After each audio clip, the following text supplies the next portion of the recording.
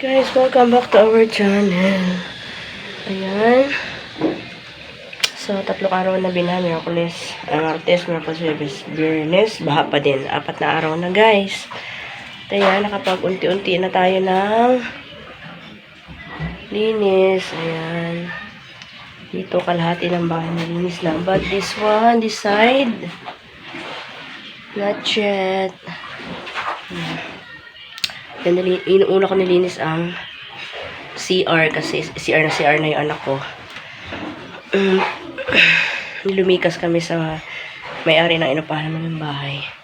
Tapos yun, ang hirap doon mag-CR. Walang CR sa itaas. And then, inapura kong pumunta dito sa aming bahay para kami ay makapag-CR ng maayos yan ako.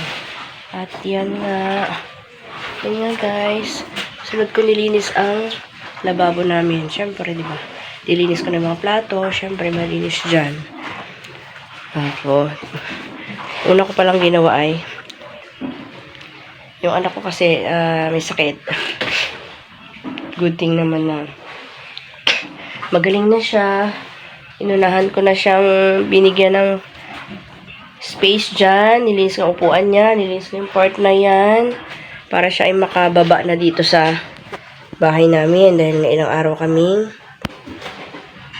nasa evacuation. Sa ano lang naman, sa may-ari ng bahay.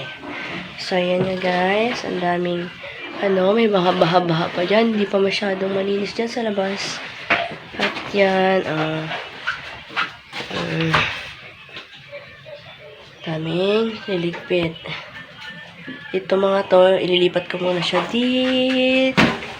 this side para malinis ko ang ilalim ng mga to. Ang loob niyan. Dahil yan pati yan inabot ng baha. Ang aming ref ay yan, patungan yan, taas, diba? Inabot pa siya hanggang dito. Ito na hindi umabot sa mga picture. Ay, dito pala. Hanggang dito. May bakat kasi daw kanina. So, yan guys, maglipit tayo.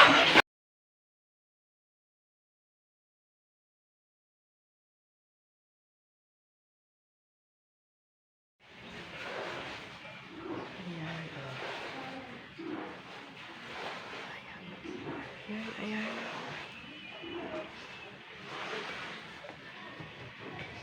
Nakapag-unti-unti na ako dyan, guys.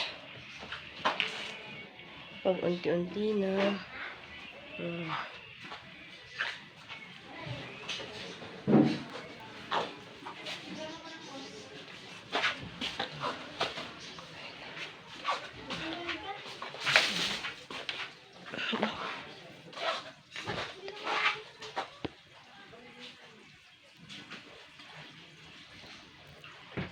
Ayan. Ito lang yung pinagpatungan namin ng mga Silinisin ko yan muna. Tapag ko muna dyan. Tapos lilinisin ko pa yung iba.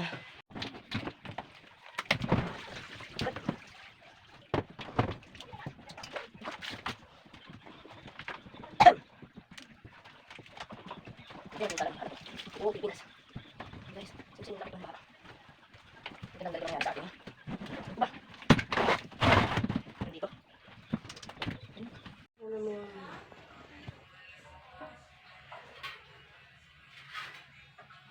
dam.